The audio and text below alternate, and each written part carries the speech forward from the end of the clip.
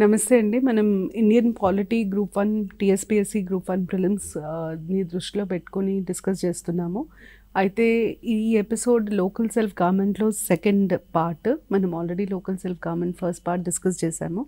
అయితే ఈ ఎపిసోడ్లో మనం లోకల్ సెల్ఫ్ గవర్నమెంట్కి సంబంధించి పంచాయత్ ప్రొవిజన్స్ని కంటిన్యూ చేస్తున్నాము.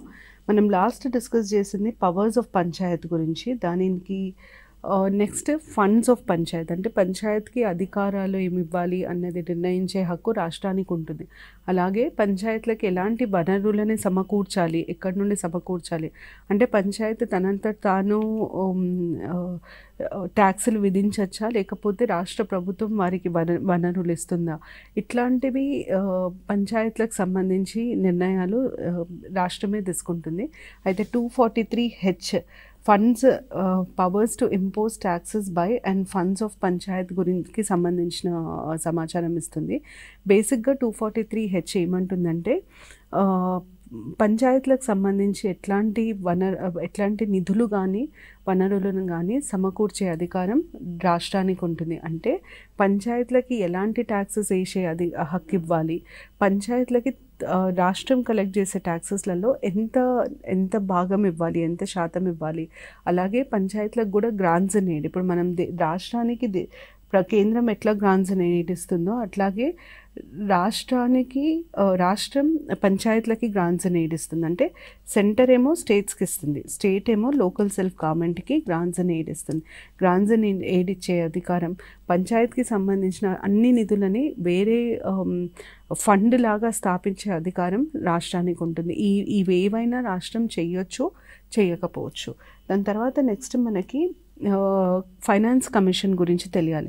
ఇది స్టేట్ ఫైనాన్స్ కమిషన్, ఇది యూనియన్ ఫైనాన్స్ కమిషన్ కాదు, state finance commission. State finance commission గురించి మనకి ఏం తెలియాలి, ఏం డీటెయిల్స్ తెలియాలి, ఏం ఇంపార్టెంట్ అన్నది మనం డిస్కస్ చేసుకుంటే, స్టేట్ ఫైనాన్స్ కమిషన్కి సంబంధించి మనకి ఫస్ట్ ప్రప్రథమంగా తెలవాల్సింది ఎవరు అపాయింట్ చేస్తారు. స్టేట్ ఫైనాన్స్ కమిషన్ని అపాయింట్ చేసే పవర్ గవర్నర్కి ఉంటుంది. స్టేట్ ఫైనాన్స్ కమిషన్ అధికారాలు ఏంటి అంటే బాధ్యతలు ఏంటి. ఫస్ట్ బాధ్యత ఏంటంటే ఎట్లాంటి ట్యాక్సెస్, టోల్స్ ఇవన్నీ పంచాయత్లకి ఇవ్వచ్చు, అంటే పంచాయత్లే విధించే ట్యాక్సులు, టోల్స్ ఏవి. దాని తర్వాత రాష్ట్ర ప్రభుత్వానికి వచ్చే నిధులలో స్టేట్కి వచ్చే ఇన్కంలో, స్టేట్ ట్యాక్సెస్లో పంచాయత్కి ఎంత షేర్ ఇవ్వాలి, పంచాయత్కి ఇవ్వాల్సిన షేర్ ఎంత, పంచాయత్ షేర్ ఎంత, ఇది రెండోది. తర్వాత మూడోది మనకి ఇది స్టేట్ ఫైనాన్స్ కమిషన్ చెప్పే ముఖ్యమైన అంశం ఏంటి అంటే గ్రాంట్స్ అండ్ ఎయిడ్. ఎంత గ్రాంట్స్ అండ్ ఎయిడ్ ఇవ్వాలి, పంచాయత్లకి ఎంత గ్రాంట్స్ అండ్ ఎయిడ్ ఇవ్వాలి, ఈ మూడిటి మీద సూచించే అధికారము, బాధ్యత ఫైనాన్స్ కమిషన్కి ఉంటుంది. ఫైనాన్స్ కమిషన్ రిపోర్ట్ ఎవరికి వెళ్తుంది అన్నది next. Report of finance commission గవర్నర్కి సబ్మిట్ చేయడం జరుగుతుంది. ఈ ఫైనాన్స్ కమిషన్ రిపోర్ట్ గవర్నర్ గారు మళ్ళీ స్టేట్ లెజిస్లేచర్, రాష్ట్ర శాసనసభకి ఇవ్వడం జరుగుతుంది, లెజిస్లేచర్కి పంపించడం జరుగుతుంది.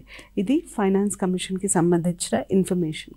ఈ article number important. 243I state finance కమిషన్కి సంబంధించిన ఇన్ఫర్మేషన్ ఇస్తుంది మనకి. దాని తర్వాత 243J ఆడిట్ ఆఫ్ అకౌంట్స్. ఇప్పుడు పంచాయత్లకు సంబంధించి కూడా లెక్కలు ఉంటాయి. ఈ లెక్కలని ఎవరు చెక్ చేస్తారు, ఆడిటింగ్ ఎవరు చేస్తారు అన్న ప్రశ్నకి 243J ఇచ్చే సమాధానం ఏంటంటే PRIకి సంబంధించినంత వరకు ఆడిటింగ్ చేసే బాధ్యతలు ఎవరికి ఇవ్వాలి అన్నది రాష్ట్రం నిర్ణయించుకుంటుంది, రాష్ట్ర ప్రభుత్వం నిర్ణయించుకుంటుంది. దాంట్లో కేంద్రానికి ఏ రకమైన రోల్ ఉండదు. అంటే క్యాగ్కి ఏ రకమైన అధికారం ఉండదు ఆడిట్ ఆఫ్ అకౌంట్స్కి సంబంధించి. ఇది ఆడిట్ ఆఫ్ అకౌంట్స్కి సంబంధించిన ఇన్ఫర్మేషన్. సో 243J ఏమంటుందంటే ఆడిట్ ఆఫ్ అకౌంట్స్, క్యాగ్కి ఏ రకమైన పవర్ ఉండదు పంచాయత్ అకౌంట్స్ని ఆడిట్ చేయడానికి. క్యాగ్ ఎక్కడి వరకు ఇంటర్ఫియర్ అవుతుందంటే, ఉదాహరణకి స్వచ్ఛ భారత్ అభియాన్ కింద పంచాయత్లకి 1 కోటి రూపాయలు సెంటర్ ఇచ్చింది, కేంద్ర ప్రభుత్వం ఇచ్చింది. ఆ 1 కోటి రూపాయల వరకే క్యాగ్ ఆడిట్ చేస్తుంది. అంతేగాని పంచాయత్ నిధులు మొత్తాన్ని ఆడిట్ చేసే అధికారం క్యాగ్కు ఉండదు. ఇది క్యాగ్కి సంబంధించి 243Jకి సంబంధించిన information. So audit of accounts ఎవరు చేయాలన్న డిసైడ్ చేసేది కూడా స్టేట్ లెజిస్లేచర్. దాని తర్వాత next 243K election commission, state election కమిషన్కి సంబంధించిన ఇన్ఫర్మేషన్ ఇస్తుంది. 243K ఏమంటుందంటే స్టేట్ ఎలక్షన్ కమిషన్ని ఎవరు అపాయింట్ చేస్తారు అంటే గవర్నర్ అపాయింట్ చేస్తారు. స్టేట్ ఎలక్షన్ కమిషన్ని ఒక్కసారి గవర్నర్ అపాయింట్ చేస్తే తీసేసే అధికారం ప్రెసిడెంట్కి మాత్రమే ఉంటుంది. స్టేట్ ఎలక్షన్ కమిషన్కి ఎన్ని రోజుల వ్యవధి ఉంటుందంటే టెన్యూర్ ఏంటి, కండిషన్స్ ఆఫ్ సర్వీస్ ఏంటి, అంటే వారికి ఇచ్చే జీతం ఎంత, ఇవన్నీ కూడా నిర్ణయించే అధికారం గవర్నర్కి మాత్రమే ఉంటుంది. Tenure conditions of service are determined by governor, కానీ తీసేసేది మాత్రం ప్రెసిడెంట్. ఇది చాలా చాలా ముఖ్యమైన అంశం. స్టేట్ ఎలక్షన్ కమిషనర్ని అపాయింట్ చేసే అధికారం గవర్నర్కి ఉంటుంది, తీసేసే అధికారం ప్రెసిడెంట్కి ఉంటుంది. అంటే తీసేయడం అంటే ఊరికనే తీసేయడం కాదు, హైకోర్టు జడ్జికి మనం పాటించే విధి విధానాన్ని స్టేట్ ఎలక్షన్ కమిషనర్ని తీసేయడానికి పాటించాలంటే పార్లమెంట్ ద్వారా ఆమోదం తీసుకొని దాని తర్వాత రాష్ట్రపతి స్టేట్ ఎలక్షన్ కమిషనర్ని తీసేయచ్చు. ఇది స్టేట్ ఎలక్షన్ కమిషన్కి సంబంధించిన సమాచారం. మీరు ఇంకొక పాయింట్ ఇక్కడ గుర్తుపెట్టుకోవాల్సింది ఏంటంటే రాష్ట్ర శాసనసభ ఎన్నికలని కండక్ట్ చేసేది మాత్రం కేంద్ర election commission. State election commission, రాష్ట్ర ఎలక్షన్ కమిషన్ యొక్క ముఖ్య ఉద్దేశము పంచాయత్ మున్సిపాలిటీస్ ఎలక్షన్స్ కండక్ట్ చేయడం మాత్రమే. స్టేట్ ఎలక్షన్స్కి స్టేట్ ఎలక్షన్ కమిషన్కి ఏ రకమైన సంబంధం ఉండదు. స్టేట్ ఎలక్షన్ కమిషన్ వృద్ధిలోకి వచ్చిందంటే ఉనికిలోకి వచ్చిందే 73rd కాన్స్టిట్యూషనల్ అమెండ్మెంట్ ద్వారా. సో స్టేట్ ఎలక్షన్ కమిషన్కి స్టేట్ ఎలక్షన్స్కి ఏ రకమైన సంబంధం ఉండదు. ఇది 243K. 243M ఏం చెప్తుందంటే కొన్ని ప్రాంతాలలో మనకి పంచాయత్ ఈ పార్ట్లో ఇచ్చిన ప్రొవిజన్స్ వర్తించవు. ఎక్కడెక్కడ వర్తించవు అంటే షెడ్యూల్డ్ ఏరియాస్లో వర్తించవు.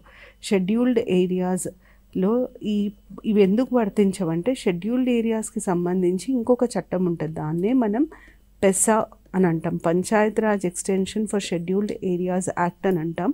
పెసా ద్వారా షెడ్యూల్డ్ ఏరియాస్లో పెసానే వర్తిస్తుంది, కానీ పంచాయత్ రాజ్కి సంబంధించిన లాస్ వర్తించవు.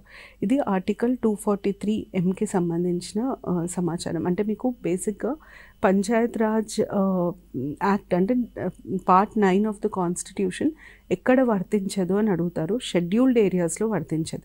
మరి షెడ్యూల్డ్ ఏరియాస్ కోసం ఉండే చట్టం పేరు Panchayat Raj extension for scheduled areas act. దాన్ని మనం పెసా అని అంటాం. 1996లో వచ్చిన చట్టం ఇది మీకు తెలిస్తే సరిపోతుంది. దాని తర్వాత నెక్స్ట్ మనకి ఇంకొక ఇంపార్టెంట్ పాయింట్ ఇక్కడ చెప్పేది ఏంటంటే షెడ్యూల్డ్ కాస్ట్లకి పంచాయత్ రాజ్లో అరుణాచల్ ప్రదేశ్లో రిజర్వేషన్ ఉండదు. ఇది చాలా చాలా ఇంపార్టెంట్.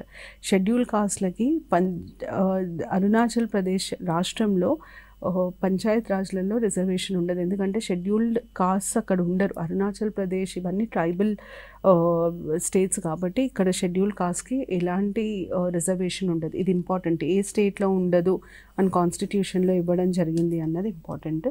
అరుణాచల్ ప్రదేశ్. దాని తర్వాత నెక్స్ట్ ఎలక్షన్స్కి సంబంధించి ఎలాంటి గొడవలున్నా ఎట్లాంటి కేసులున్నా అవి ఎవరు రిజాల్వ్ చేస్తారు పంచాయత్ ఎలక్షన్స్కి సంబంధించి అని అంటే ఈ ఆర్టికల్ ఏం చెప్తుందంటే ఎవరు రిజాల్వ్ చేస్తారు అన్నది స్టేట్ నిర్ణయిస్తుంది. అంటే state will decide which authority will have the power to resolve election disputes related to Panchayat elections. కోర్టుకి వెళ్ళవవి. కోర్టు నిర్ణయించాలా లేదా అన్నది నిర్ణయించేది కూడా state will determine, state will decide who will resolve election disputes for in Panchayat elections. ఇది 243O. దీంతో మనం పంచాయత్స్కి సంబంధించిన part complete చేసాము. నెక్స్ట్ మనం మున్సిపాలిటీస్కి సంబంధించిన పార్ట్ డిస్కస్ చేయాలి. అయితే మున్సిపాలిటీస్కి పంచాయత్స్కి దాదాపుగా ప్రొవిజన్స్ సేమ్ ఉంటాయి. మనం ఇప్పుడు మున్సిపాలిటీస్కి సంబంధించిన ప్రొవిజన్స్ డిస్కస్ చేద్దాం. మున్సిపాలిటీస్కి సంబంధించిన ప్రొవిజన్స్ పార్ట్ 9Bలో ఇవ్వడం జరిగింది. అయితే మున్సిపాలిటీస్కి సంబంధించి నేను ఇంతకుముందు చెప్పినట్టు పంచాయత్స్కి మున్సిపాలిటీస్కి కామన్ ప్రొవిజన్స్ ఎక్కువ ఉంటాయి. నేను ఒకసారి మున్సిపాలిటీస్కి సంబంధించిన ఇన్ఫర్మేషన్ ఇచ్చినాక కొన్ని రెండింటిని కలిపి, అంటే మున్సిపాలిటీస్ పంచాయత్స్ని కలిపి అడిగిన ప్రశ్నలు కూడా కొన్ని ఉన్నాయి, వాటిని కూడా మనం డిస్కస్ చేద్దాము. అయితే ఫస్ట్ మనకు తెలియాల్సింది ఏంటంటే, first municipal corporation in India ఎక్కడ స్థాపించారు, ఇది చాలాసార్లు అడిగారు. First municipal corporation of India మెడ్రాస్లో స్థాపించడం జరిగింది, 1687లో స్థాపించడం జరిగింది. దాని తర్వాత బాంబే, కాల్కటాలో 1726లో స్థాపించడం జరిగింది. తర్వాత నెక్స్ట్ క్వశ్చన్ చాలా కామన్గా అడిగింది ఏంటంటే, నగర్ పాలికా బిల్, దీన్ని ఎవరు ఇంట్రడ్యూస్ చేశారు అని అడిగిండ్రు. నగర్ పాలికా బిల్ అన్నది ఇంట్రడ్యూస్ చేసింది మన రాజీవ్ గాంధీ గవర్నమెంట్, కానీ ఇది కూడా పాస్ అవ్వలేదు. ఫైనల్గా మున్సిపాలిటీస్ కాన్స్టిట్యూషన్లో ఎవరు ఇంక్లూడ్ చేశారు అంటే పివి నరసింహారావు గారు ఇంక్లూడ్ చేశారు. 74th కాన్స్టిట్యూషనల్ అమెండ్మెంట్ ద్వారా ఇంక్లూడ్ చేయడం జరిగింది. డేట్ ఇంపార్టెంట్, ఎప్పటి నుండి ఇది ఇంప్లిమెంట్ అయింది, కమెన్స్ అయింది, ఎన్ఫోర్స్ అయింది అంటే 1 జూన్ 1993 నుండి ఇది ఎన్ఫోర్స్ అవ్వడం జరిగింది. దాని తర్వాత నెక్స్ట్ మనకు తెలియాల్సింది ఏంటంటే, 74th అమెండ్మెంట్లో ఏమేమి ఉంటాయి. పార్ట్ 9A ఒకటి, 243P to 243ZG, ఇంకా షెడ్యూల్ 12, ఈ 3 ఉంటాయి అన్నమాట. దాని తర్వాత నెక్స్ట్ మనకు తెలియాల్సింది 243P కింద మెట్రోపాలిటన్ ఏరియా అని దేన్ని అంటారు. ఏ ప్లేస్ అయినా, ఏ ప్రాంతమైనా 10 లక్షల లేదా దానికంటే ఎక్కువ జనాభా ఉండాలి. ముందు 10 లక్షలు కంటే ఎక్కువ జనాభా, 10 lakhs or more పాపులేషన్ ఒక డిస్ట్రిక్ట్లో ఉండొచ్చు లేదా ఇంకా ఎక్కువ డిస్ట్రిక్ట్స్లలో. అంటే ఉదాహరణకి ఇప్పుడు హైదరాబాద్ ఉందనుకోండి, Hyderabad greater Hyderabad municipal corporation అంటాం, జిహెచ్ఎంసీ ఉట్టి హైదరాబాద్కే పరిమితం కాలే. కొంచెం జిహెచ్ఎంసీ రంగారెడ్డిలో ఉంటుంది, కొంచెం జిహెచ్ఎంసీ పార్ట్ నల్గొండలో, అంటే పాత డిస్ట్రిక్ట్స్ కంపేర్ చేస్తే నల్గొండ, ఇప్పుడు సూర్యాపేట అంటున్నాం, కొంత జిహెచ్ఎంసీ పార్ట్ మహబూబ్ నగర్, అట్లా కొంచెం కొంచెం వేరే డిస్ట్రిక్ట్స్లో కూడా స్ప్రెడ్ అవుతుంది. So 1 or more districts. అదే మీరు వరంగల్ తీసుకోండి, Hanamkonda, Warangal greater municipal corporation ఉట్టి వరంగల్ వరకే పరిమితమై ఉంటుంది. దాని తర్వాత having 2 or more municipalities or panchayats or other contagious areas అంటే ఏంటంటే, ఇప్పుడు ఆ సిటీలో ఉన్న డెవలప్మెంట్ దాని చుట్టుపక్కల ఏరియాస్ని కూడా డెవలప్ చేస్తే మనం ఆ చుట్టుపక్కల ఏరియాస్ని కంటేజియస్ ఏరియాస్ అంటాం. మీకు ఇది అర్థం కావడానికి సింపుల్ ఎగ్జాంపుల్ ఏంటంటే, మీరు ఒకవేళ భూమి కొనాలి అనుకుంటున్నారు, ఇన్వెస్ట్మెంట్కి ల్యాండ్ కొనాలనుకుంటున్నారు, సిటీ లోపల ల్యాండ్ ప్రిఫర్ చేస్తామా, సిటీ చుట్టుపక్కల ల్యాండ్ ప్రిఫర్ చేస్తామా అంటే, ఎక్కువ రేటు పెరగాలి తొందరగా అనుకున్న వాళ్ళు సిటీ చుట్టుపక్కల ల్యాండ్ని ప్రిఫర్ చేస్తారు. ఎందుకంటే ఈ రోజున్న రేటుకి రేపున్న రేటు ఖచ్చితంగా పెరుగుదల ఉంటుంది. ఆ సిటీలో ఉన్న డెవలప్మెంట్ గ్రాడ్యువల్గా బయట ఉన్న ప్రాంతాలకు కూడా స్ప్రెడ్ అవుతుంది. దాన్నే మనం కంటేజియస్ ఏరియా అంటాం. అన్నిటికంటే ఇంపార్టెంట్ పాయింట్ ఇక్కడ ఏంటంటే, ఒక మెట్రోపాలిటన్ ఏరియా అంటే ఒక సిటీని మెట్రోపాలిటన్ ఏరియా లాగా గుర్తించే అధికారం ఎవరికి ఉంటుంది అంటే గవర్నర్కి ఉంటుంది. మెట్రోపాలిటన్ ఏరియా డెఫినేషన్ చాలా ఇంపార్టెంట్. 1, 2, 3 పాయింట్స్ ఖచ్చితంగా గుర్తుపెట్టుకోవాలి. దాని తర్వాత నెక్స్ట్ మనకి మున్సిపాలిటీస్కి ఉండే స్ట్రక్చర్ ఏంటి. ఫస్ట్ లెవెల్ని వాళ్ళు మున్సిపల్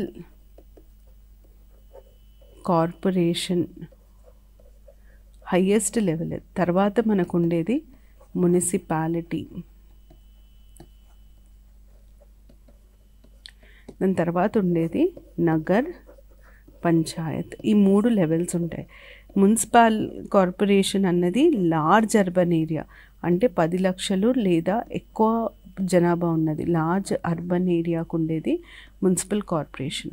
మున్సిపాలిటీ అన్నది స్మాల్ అర్బన్ ఏరియా, 10 లక్షల కంటే తక్కువ జనాభా ఉన్నది మున్సిపాలిటీ అవుతుంది. నగర్ పంచాయత్ అన్నది ట్రాన్సిషన్ ఏరియా. ట్రాన్సిషన్ ఏరియా అంటే ఏంటి, అటు మున్సిపాలిటీ కాదు, ఇటు విలేజ్ కాదు, రూరల్ ఏరియా కాదు, అర్బన్ ఏరియా కాదు. అయితే మనకి ఇక్కడ తెలియాల్సింది ఏంటంటే, రూరల్ అర్బన్కు ఉండే తేడా ఏంటి. రూరల్ అర్బన్కు ఉండేది ముందు జనాభా, జనసాంద్రత, పాపులేషన్ డెన్సిటీ ఎంత ఉంది, దాని తర్వాత ఆ ఏరియాలో వృత్తులు ఏం వృత్తులలో వారు ఉన్నారు అంటే, వ్యవసాయ సంబంధిత వృత్తిలో ఉన్నవారు తక్కువ ఉండాలి, ఇతర వృత్తులలో ఉన్న వాళ్ళు ఎక్కువ ఉండాలి. అగ్రికల్చర్ అండ్ అలైడ్ యాక్టివిటీస్లో తక్కువ శాతం ఉండాలి. 70% should be engaged in non agriculture allied activities. దాని తర్వాత అక్కడ లోకల్గా వచ్చే ట్యాక్సెస్ ఎంత, ఈ ప్రాతిపదికన ఈ పాయింట్స్ని ఆధారపరుచుకొని మనం ఒక ఏరియాని మున్సిపల్ కార్పొరేషనా, మున్సిపాలిటీయా, నగర పంచాయతా అని చెప్పి డిసైడ్ చేస్తారు. ఇది డిసైడ్ చేసే అధికారం మళ్ళీ ఉండేది గవర్నర్కి. ఎవరు డిసైడ్ చేస్తారు అంటే గవర్నర్ డిసైడ్ చేస్తారు. ఈ రైట్ గవర్నర్కి ఉంటుంది. So parameters for deciding an area as transition area, smaller urban area, larger urban area, ఇది ఎవరు చేస్తారు అంటే ఏ ఏ ఏ ఆధారంగా చేస్తారు అంటే ముందు జనాభా, తర్వాత జన సాంద్రత, పాపులేషన్ డెన్సిటీ, దాని తర్వాత లోకల్ అడ్మినిస్ట్రేషన్ ద్వారా వచ్చే రెవెన్యూ, లోకల్ ట్యాక్సెస్ ఎంత వస్తాయి, దాని తర్వాత percentage of employment in non agricultural activities, వ్యవసాయ ఇతర రంగాలలో పనిచేసే వారి శాతం ఎంత ఉంది, దాని తర్వాత ఈ ప్రాంతాన్ని ప్రభుత్వం ఎట్లా ముందుకు తీసుకెళ్దాం అనుకుంటుంది, ఎట్లా వృద్ధిలోకి తీసుకొద్దాం అనుకుంటుంది, ఎకనామిక్ ఇంపార్టెన్స్. సడన్గా గవర్నమెంట్ ఇక్కడ టెక్స్టైల్ పార్క్ పెడతాము, లేదా ఫుడ్ ప్రాసెసింగ్ యూనిట్ పెడతాము, టెలికాం సెక్టర్కి సంబంధించి ఏదైనా పెడతాము, ఎలక్ట్రానిక్ సిటీ అంటాం, ఇట్లాంటి డెవలప్మెంట్స్ అనౌన్స్ చేసినప్పుడు ఆటోమేటిక్గా అక్కడికి జనాభా ఎక్కువ వస్తారు. సో ఎట్లాంటి విజన్ ఉంది గవర్నమెంట్, దీన్ని ఎట్లా డెవలప్ చేయబోతుంది, ఈ 5 పారామీటర్స్ని బేస్ చేసుకొని డిక్లరేషన్ ఇచ్చేది మాత్రం గవర్నర్. సో ఒక ఏరియాని అర్బన్ ఏరియా లాగా డిక్లేర్ చేయాలి. Urban area municipal metropolitan area కావచ్చు, మున్సిపాలిటీ కావచ్చు, నగర పంచాయతీ కావచ్చు, ఈ 3 డిక్లేర్ చేసే అధికారం గవర్నర్కి ఉంటుంది. ఇది ఇంపార్టెంట్, ఈ పాయింట్ ఇంపార్టెంట్. దాని తర్వాత నెక్స్ట్ మనకి కాంపోజిషన్ ఆఫ్ మున్సిపాలిటీస్లో ఒక ఇది మున్సిపాలిటీ అంటే దాన్ని ఇట్లా డివైడ్ చేస్తారు. ఈ డివిజన్స్ని వార్డ్స్ అని ఉంటాయి. అంటే వార్డ్స్ అన్నది టెరిటోరియల్ కాన్స్టిట్యుయెన్సీ. ఒక కాన్స్టిట్యుయెన్సీ మున్సిపాలిటీలో ఉండే చిన్న కాన్స్టిట్యుయెన్సీని మనం వార్డ్ అని అంటాం. సో ప్రతి మున్సిపాలిటీలని వార్డ్స్ లాగా విభజిస్తారు అని చెప్పి ఆర్టికల్ చెప్తుంది. నెక్స్ట్ ఆర్టికల్ ఏం చెప్తుందంటే ప్రతి 3 లక్షల జనాభాకి ఒక వార్డ్ కమిటీ కంపల్సరీగా ఉండాలి. There should be a ward committee for every 3 lakh wards. Ward committee for every 3 lakhs population కంపల్సరీగా వార్డ్ కమిటీస్ ఉండాలి. ఇది 3 lakhs పాపులేషన్కి. దాని తర్వాత నెక్స్ట్ రిజర్వేషన్స్ ఏవైతే మనం పంచాయత్స్కి చెప్పుకున్నామో సేమ్ రిజర్వేషన్స్, అంటే 33% వచ్చేసి విమెన్కి, మినిమం 33. దాని తర్వాత ఎస్సీకి ఎస్టీకి వచ్చేసి పాపులేషన్ ఆధారంగా ఇవ్వాలి. బీసీకి వచ్చేసి వారికి ఎంత పర్సంటేజ్ ఇవ్వాలన్నది రాష్ట్ర ప్రభుత్వం నిర్ణయిస్తుంది. ఇది సేమ్ మీకు పంచాయత్స్లో ఏముంటుందో అదే ఉంటుంది. నెక్స్ట్ మనకి డ్యూరేషన్ ఆఫ్ మున్సిపాలిటీస్. డ్యూరేషన్ కూడా 5 ఏళ్ళు. ఫస్ట్ మీటింగ్ నుండి 5 years ఉంటుంది. ఈ డ్యూరేషన్ కంప్లీట్ కాకముందే new municipality should be elected. అంటే ఎలక్షన్స్ ఈ 5 ఏళ్ల లోపే కండక్ట్ చేయాలి. ఒకవేళ 5 ఏళ్ల లోపు వాటిని ఏదైనా కారణం ద్వారా డిజాల్వ్ చేయడం జరిగితే ఆ డిజల్యూషన్ అయిన రోజు నుండి 6 నెలలలో ఎలక్షన్స్ కంపల్సరీగా కండక్ట్ చేయాలి. దాని తర్వాత నెక్స్ట్ డిస్క్వాలిఫికేషన్ ఫ్రమ్ మెంబర్షిప్ ఏ ఆధారంగా జరుగుతుందంటే 21 years లోపు వయసు ఉన్నట్టు తెలిస్తే, లేదా రాష్ట్రం ద్వారా ఏదైనా చట్టం కింద, నేను దీని మీద పంచాయత్స్లో ఆల్రెడీ ఎక్స్ప్లెయిన్ చేశాను, డొమెస్టిక్ వైలెన్స్లో పనిష్మెంట్ వచ్చినా, బైగమీ ఉన్నా, లేదా 2 పిల్లల కంటే ఎక్కువ ఉన్నా, 10th అన్న మినిమం క్వాలిఫికేషన్, ఇట్లాంటి కండిషన్స్ పెట్టడం జరుగుతుంది స్టేట్ మేడ్ లాలో. తర్వాత powers and functions of municipality decide చేసే అధికారం స్టేట్ గవర్నమెంట్కి ఉంటుంది. ఎట్లాంటి అధికారాలు వాళ్ళకి ఇవ్వచ్చు, ఎట్లాంటి పవర్స్ ఉంటాయి వాళ్ళకి, ఎట్లాంటి బాధ్యతలు ఇవ్వచ్చు అన్నది స్టేట్ గవర్నమెంట్ డిసైడ్ చేస్తుంది. అయితే షెడ్యూల్ 12లో దగ్గర 18 బాధ్యతలు, ఫంక్షన్స్ని లిస్ట్ చేయడం జరిగింది. ఈ 18లో ఒకటి కానీ, ఒకటి కంటే ఎక్కువ కానీ, లేదా మొత్తం కానీ మున్సిపాలిటీస్కి ఇచ్చే అధికారం రాష్ట్ర ప్రభుత్వానికి ఉంటుంది. దాని తర్వాత 243X power to impose taxes. ఇది నిధుల గురించి, మున్సిపాలిటీకి సంబంధించి ఫండ్స్ గురించి ఇది. అయితే ఈ ఫండ్స్లో సేమ్ మనం పంచాయత్స్కి ఎట్లా డిస్కస్ చేసామో, ఏ ఫండ్స్, ఏ ట్యాక్సెస్ డైరెక్ట్గా మున్సిపాలిటీ వేయొచ్చు, కలెక్ట్ చేయొచ్చు, అంటే విధించే అధికారం కూడా మున్సిపాలిటీస్కి ఉంటుంది. అలాగే స్టేట్ గవర్నమెంట్ కలెక్ట్ చేసే ట్యాక్సెస్లలో ఎంత శాతం మున్సిపాలిటీస్కి ఇవ్వాలి, గ్రాంట్స్ అండ్ ఎయిడ్ ఎంత ఇవ్వచ్చు, ఇదంతా కూడా రాష్ట్ర ప్రభుత్వం డిసైడ్ చేస్తుంది, స్టేట్ గవర్నమెంట్ డిసైడ్ చేస్తుంది వీటి మీద. అంటే మున్సిపాలిటీకి సంబంధించి అధికారాలు నిధులు మీద ఏ రకమైన నిర్ణయం తీసుకునే అధికారమైన రాష్ట్ర ప్రభుత్వానికి ఉంటుంది. మిగతా అన్నీ వేరు. కానీ మున్సిపాలిటీకి సంబంధించి అధికారాలు నిర్ణయాలు, అధికారాలు నిధులకి సంబంధించిన ఇన్ఫర్మేషన్ సంబంధించిన డెసిషన్ మాత్రం స్టేట్ గవర్నమెంట్ ఉంటుంది. మున్సిపాలిటీస్లో ఎంతమంది సభ్యులు ఉండాలి, ఎలక్షన్స్ ఎప్పుడు జరగాలి, ఎవరు కండక్ట్ చేయాలి, ఇవన్నీ డిసైడ్ చేసే అధికారం ఇవన్నీ ఆల్రెడీ కాన్స్టిట్యూషన్లో డిసైడ్ చేయడం జరిగింది. అంటే మనం పంచాయత్స్లో ఎట్లా కంపల్సరీ ప్రొవిజన్స్ వాలంటరీ ప్రొవిజన్స్గా చెప్పుకున్నామో దీంట్లో కూడా కంపల్సరీ ప్రొవిజన్స్ వాలంటరీ ప్రొవిజన్స్ ఉంటాయి. వాలంటరీ ప్రొవిజన్స్ కింద అతి ముఖ్యమైన అధికారాలు నిధులు ఈ రెండు రాష్ట్ర ప్రభుత్వమే నిర్ణయిస్తుంది. కాన్స్టిట్యూషన్లో ఖచ్చితంగా చెప్పడం జరగదు. దాని తర్వాత నెక్స్ట్ మనకి ఫైనాన్స్ కమిషన్. మనము పంచాయత్ రాజ్ కింద డిస్కస్ చేసిన finance commission same finance commission ఇక్కడ కూడా వస్తుంది. సేమ్ అదే ఫైనాన్స్ కమిషన్ని అపాయింట్ చేస్తారు ఫైనాన్షియల్ పొజిషన్ని రివ్యూ చేయడానికి. దాని తర్వాత నెక్స్ట్ మనకి audit of accounts of municipalities. Audit of accounts of municipalities ఎవరు చేస్తారు అంటే రాష్ట్ర ప్రభుత్వం నిర్ణయించిన సంస్థ చేస్తుంది. State government decides. ఎవరు దీన్ని ఆడిట్ చేయాలి అనే డెసిషన్ స్టేట్ గవర్నమెంట్ తీసుకుంటుంది. దాని తర్వాత next elections to municipalities. Elections to municipalities conduct చేయడానికే మనకు election commission, state election commission ఉంటుంది. స్టేట్ ఎలక్షన్ కమిషన్ని అపాయింట్ చేసే అధికారం గవర్నర్ది, వీరిని తీసేసే అధికారం ప్రెసిడెంట్కు ఉంటుంది. వీరికి ఎంత కాల పరిమితి ఉంటుంది, టెన్యూర్ ఎంత ఉంటుంది, వారి శాలరీస్, అలవెన్సెస్, ఇతర కండిషన్స్ ఆఫ్ సర్వీస్ ఇవన్నీ డిసైడ్ చేసే అధికారం కూడా గవర్నర్కు ఉంటుంది. ఒకరే ఎలక్షన్ కమిషనర్ ఉంటారు, వారే Panchayat elections, municipal elections conduct చేస్తారు. కానీ ఎలక్షన్ కమిషనర్కి స్టేట్ ఎలక్షన్స్లో మాత్రం ఎలాంటి రోల్ ఉండదు. దాని తర్వాత next application to union territories. ఇప్పుడు మున్సిపాలిటీస్కి సంబంధించిన ఈ ప్రొవిజన్స్ యూనియన్ టెరిటరీస్కి అప్లై అవుతాయా అవ్వవా అన్నదానికి ఆన్సర్ అప్లై అవ్వవు.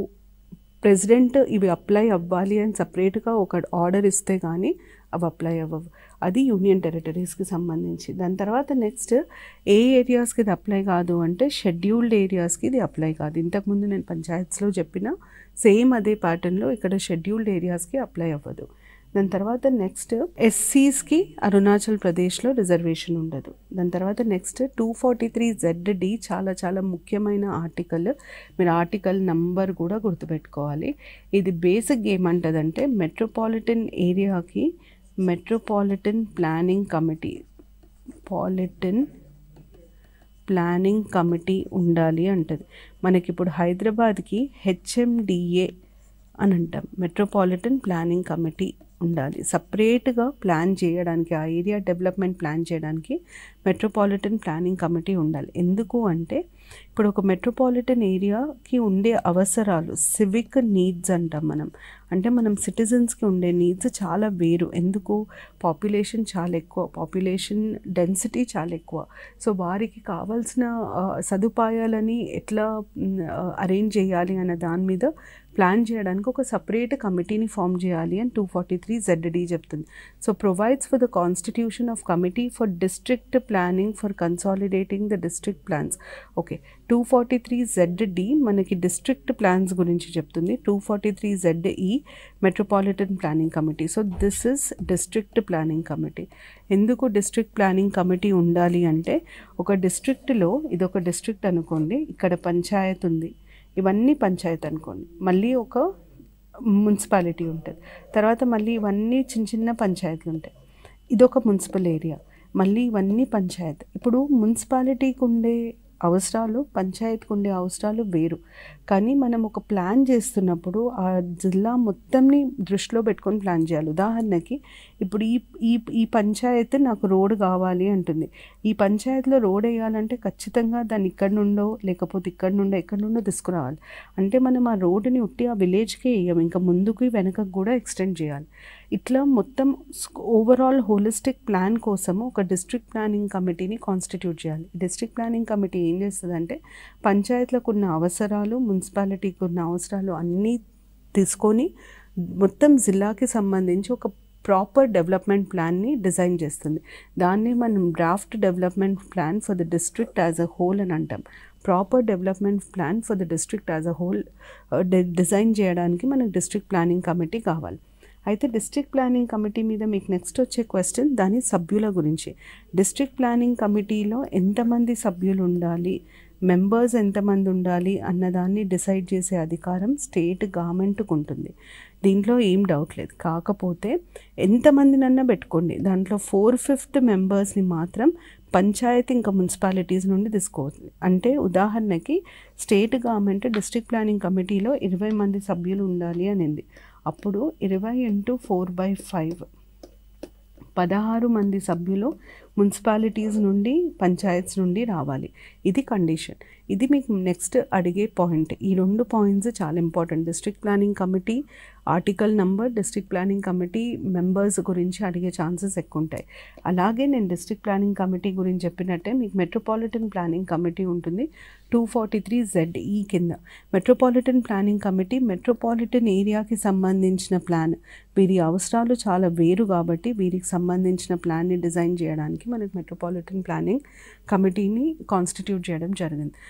అయితే సేమ్ 2/3 మెంబర్స్ మున్సిపాలిటీస్ నుండి పంచాయత్స్ నుండి రావాలి. టోటల్ మెంబర్లో 2/3 ఇక్కడ ఉంటుంది చూడండి. 2/3 of members of the committee should come from municipalities and panchayats. 2/3 ఉదాహరణకి 15 మంది ఉండాలి. 10 మందిని మున్సిపాలిటీస్ పంచాయత్స్ నుండి తీసుకోవాలి. ఇది district planning committee, metropolitan planning కమిటీస్కి సంబంధించి కాంపోజిషన్. సో మీకు కామన్గా అడిగే క్వశ్చన్స్ కొన్ని చెప్తాను అని చెప్పాను. కొన్ని క్వశ్చన్స్ ఎట్లా అడుగుతారంటే మున్సిపాలిటీస్కి పంచాయత్స్కి సంబంధించి కామన్ ప్రొవిజన్స్ ఏంటి, కామన్ ప్రొవిజన్స్ ఏమున్నాయి?